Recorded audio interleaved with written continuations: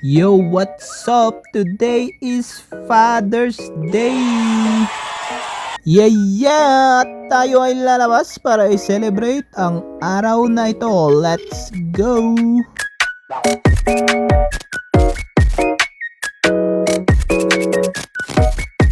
So, bibisita muna tayo sa aking tatay, syempre. Check out na rin guys kung anong ganap nila sa bahay.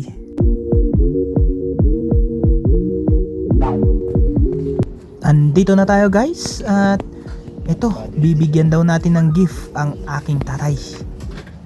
Happy Father's Day. Thank you.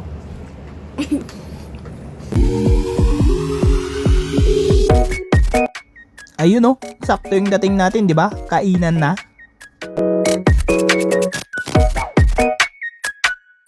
Picture daw pala muna. Tara. 1, 2, 1, 2, 3. Pose. Pretty.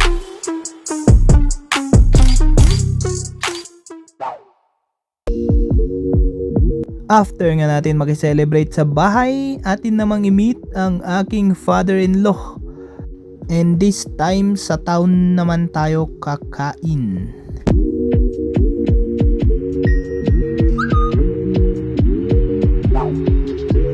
And we're here, dito nga natin sila meet sa Mabini Street. Ito nga ang ating father-in-law, buhat na agad ang cute na baby.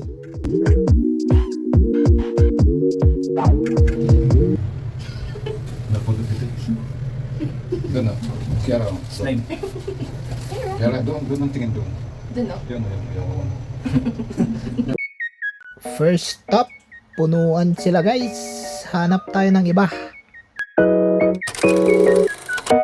Second location, punuan din guys. Mukhang maraming nagse-celebrate ngayon.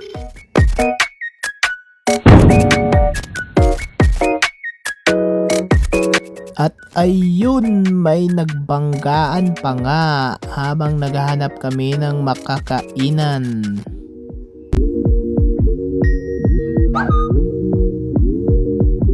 Dito nga tayo napadpad guys sa Smoke Bros. Medyo maliit nga lang din yung space nila dito guys, pangsaktuhan lang. And dito nga, waiting na tayo sa order.